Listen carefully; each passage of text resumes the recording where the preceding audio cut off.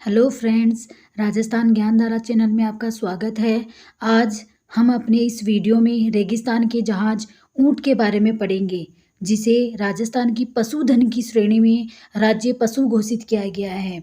हमने हमारे पिछले वीडियो में खेजड़ी के बारे में, जो कि हमारा राज्य वृक्ष है, और गोडाउन के बारे में, जो कि हमारे राजस्थान का राज्य पक्षी है, उनके बारे में, उनके इम्पोर्टेंट फैक्ट्स पे डिटेल से चर्चा की थी। उसी तरीके से इम्पोर्टेंट फैक्ट्स पे हम रेगिस्तान के जहाज ऊंट पे इस वीडियो में चर्चा करते हैं। तो स्टार्ट करते हैं आज की क्लास।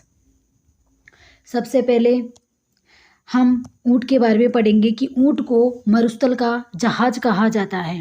राजस्थानी ऊंट का वैज्ञानिक नाम है कैमेलस ड्रोमेडेरियस। कैमेलस ड्रोमेडेरियस ऊंट का वैज्ञानिक नाम है। ऊंट को पशुधन की श्रेणी में राज्य पशु का दर्जा 16 सितंबर यानी कि ओजोन दिवस, याद रखना, 16 सितंबर 2014 को अधिसूचना जारी करके दिया गया था। यानी कि वैसे तो हमारा राज्य पशु क्या है, चिंकारा है, लेकिन पशुधन की श्रेणी में राज्य पशु का दर्जा ऊंट को दिया गया है और वो 16 सितंबर 2014 को दिया गया था। ऊंट का बच्चा, ये देखो यहाँ पे है छोटा सा बच्चा। ऊंट का बच्चा टोरडी कहलाता है और ये जो बूढ़ा ऊंट है उसको पाकट कहा जाता है। क्योंकि हमारी एग्जाम्स में राजस्थानी शब्दावली आती है, इसलिए हमसे पूछा जा सकता है कि टोरडी क्या है या पाकट क्या है। तो ऊंट का बच्चा टोरडी और बूढ़ा ऊंट पाकट कहलाता है। राजस्थान में पाए जाने वाले ऊंट की प्रमुख नस्लें हैं, क्योंकि राजस्थान में बहुत सारी नस्ल के ऊंट पाए जाते हैं। एक है गोमट नस्ल। गोमट नस्ल कहाँ पाई जाती है? ये फलोदी जोधपुर में पाई जाती है और सवारी की दृष्टि से ये ऊंट की श्रेष्ठ नस्ल है। एक है बीकानेरी ऊंट। बीकानेरी ऊंट, जाहिर सी बात है, बीकानेर में यह नस्ल बोझा ढोने और हल जोतने के लिए प्रसिद्ध है। यह बीकानेर, हनुमानगढ़ और गंगानगर में ज़्यादा पाए जाते हैं, यानी कि बीकानेर संभाग में। और राजस्थान में कुल 50% ऊंट इसी नस्ल के पाए जाते हैं, मतलब 50% बीकानेरी ऊंट।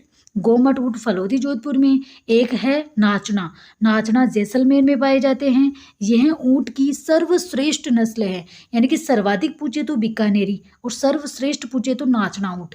यह नस्ल अपनी सुंदरता के लिए प्रसिद्ध है और बीएसएफ में इसी नस्ल का प्रयोग किया जाता है। मतलब बीएसएफ की जो सेना है, हमारी बॉर्डर सिक्योरिटी फोर्स है, उसमें नाचना नस्ल के ऊंट सर्वाधिक होते हैं। एक है जैसलमेरी ऊंट।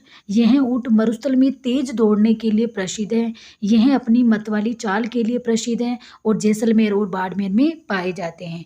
ऊंट की अन्य नस्लों में अलवरी, कच्छी और सिंधी भी हैं। मतलब गोमट ऊंट फलोदी जोधपुर, बीकानेरी बीकानेरी संभाग में, नाचना जैसलमेर में, जैसलमेरी जैसलमेर में और बाड़मेर में, और अन्य में अलवरी, कच्छी और सिंधी। यह ऊंट की इंपॉर्टेंट नस्ल है जो राजस्थान में पाई जाती है।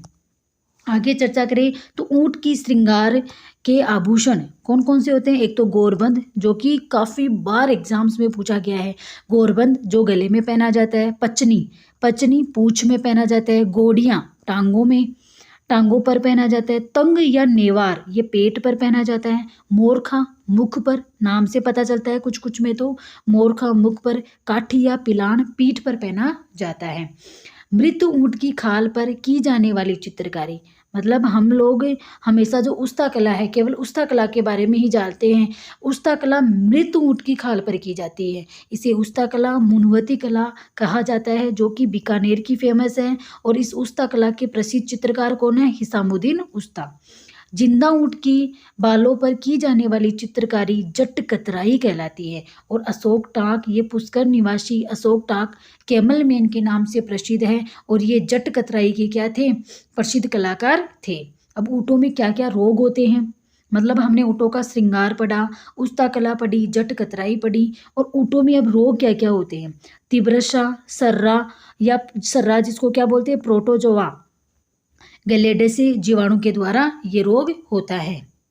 ऊंट के बारे में ये है उस्ता कला, जो कि बीकानेर की फेमस है। हिसामुद्दीन उस्ता, उस्ता कला जो कि मृत ऊंट के ऊपर की जाती है। यह है जट कतराई, ये जीवित ऊंट के ऊपर, मतलब बालों को डिजाइन में काट कर ये की जाती है, इसे कहा जाता है जट कतराई। फेमस कौन है? अशोक टाक फेमस है। आगे हम चर्चा करें तो ऊँटों की देवी उष्ट्रवाहिनी देवी है। इनका मंदिर कहाँ पे है? बीकानेर में, और ये पुष्करना समाज की कुल देवी है। ऊँटों के देवता कौन है? पाबूजी, क्योंकि मारवाड़ में सबसे पहले ऊँट लाने का श्रेय पाबूजी को ही दिया जाता है और ऊँट बीमार होने पर पाबूजी की फड़ का वाचन किया जाता है। पाबूजी के नाम की ताती बांधी जाती है। ऊँट पालक जाति कौन सी है? रेबारी या रायका जाति ऊँट पालक जाति कहलाती है। राजस्थान में सर्वाधिक ऊँटों वाला जिला कौन सा है? जैसलमेर है। राजस्थान में न्यूनतम ऊँट कहाँ पे हैं? प्रतापगढ़ में है। भारत में सर्वाधिक ऊँट कहाँ पे हैं? तो वो अपने राजस्थान में हैं। कितने हैं? 84.43%। मतलब सर्वाधिक ऊँट कहाँ पे हैं? राजस्थान में, और वो भी कितना है? 84.43%। भारत की पहली कैमल मिल्क डेयरी कहाँ पे है? जोहड़बीड़ बीकानेर में है। ऊँटनी के दूध के प्रसंस्करण हेतु मिनी प्लांट लगाया गया अपनी राजधानी जयपुर में। अंतर्राष्ट्रीय ऊँट महोत्सव कहाँ पे मनाया जाता है? बीकानेर में। कब मनाया जाता है? जनवरी में मनाया जाता है। मतलब ये छोटे छोटे फैक्ट्स हैं, लेकिन ये एग्ज़ाम के पॉइंट ऑफ व्यू से काफ़ी इम्पोर्टेंट है। आगे हम चर्चा करें तो ऊँट को लेकर केंद्रीय ऊँट अनुसंधान केंद्र जोहड़बीड़ बीकानेर में स्थापित किया गया था। कब किया गया था? 5 जुलाई 1984 को स्थापित किया गया। भारतीय कृषि अनुसंधान परिषद के द्वारा स्थापित किया गया। मतलब सबसे पहले तो केंद्रीय ऊँट अनुसंधान केंद्र कहाँ पे है? जोहड़बीड़ बीकानेर में। स्थापना 5 जुलाई 1984 में किसने की? भारतीय कृषि अनुसंधान परिषद के द्वारा की गई। इस परिषद में अश्व अनुसंधान केंद्र भी है। मतलब हमसे पूछिए कि अश्व अनुसंधान केंद्र कहाँ पे है, तो हम करेंगे जोहड़बीड़ बीकानेर। यह चेतक के, यहाँ पर चेतक के वंशज भी तैयार किए जाते हैं। आगे हम चर्चा करें तो राजस्थान उष्ट्रवंशीय पशु वध का प्रतिषेध और अस्थायी प्रजनन एवं निर्यात का विनियमन अधिनियम, यानी कि राजस्थान उष्ट्रवंशीय पशु अधिनियम कब लाया गया था? 21 दिसंबर 2014 को लाया गया था और लागू हुआ था। अभी ऊँट के संरक्षण के लिए कुछ कार्यक्रम चलाया गया है, जिसमें है उष्ट्र विकास कार्यक्रम। जैसे गोडाउन के लिए ग्रेट इंडियन बस्टर्ड चलाया गया था, खेजड़ी के लिए ऑपरेशन खेजड़ा चलाया गया था। उसी तरीके से ऊँट के लिए है उष्ट्र विकास कार्यक्रम। राज्य में ऊँटों की घटती संख्या को रोकने के लिए 2 अक्टूबर 2016 को यह योजना लागू की गई थी। मतलब हमें अच्छे से याद रखना है कि 2016 को योजना हुई थी और 2014 को इसे राज्य पशु का दर्जा दिया गया था। इसमें ऊँटनी के ब्याने पर, यानी कि ऊँटनी के ब्याने पर उत्पन्न नर या मादा बच्चे की आयु के अनुरूप कुल 10,000 रुपये की आर्थिक सहायता दी जाती है। अब वो आर्थिक सहायता कैसे दी जाती है?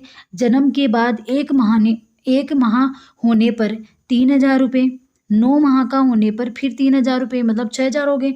फिर 18 माह का होने पर 4,000 रुपये दिए जाते हैं, मतलब टोटल 10,000 रुपये दिए जाते हैं। ऊँट संरक्षण एवं विकास नीति, ये राजस्थान सरकार ने बजट 2022 में इसे लागू किया जाना प्रस्तावित किया है। मतलब बजट 2022 में ऊष्ट संरक्षण एवं विकास नीति राजस्थान सरकार ने लागू करने की बात कही है और ऊँट विकास कार्यक्रम 2 अक्टूबर 2016 से लागू किया था। ये थी हमारी ऊँट के बारे में डिटेल चर्चा, जो कि एग्ज़ाम के पॉइंट ऑफ व्यू से काफ़ी इम्पोर्टेंट है। इसमें छोटी छोटी बातें हैं, लेकिन वो एग्ज़ाम में अक्सर पूछी जाती हैं। Thank you. हम अपने आगे के वीडियो में और भी डिटेल से चर्चा करेंगे। Thank you.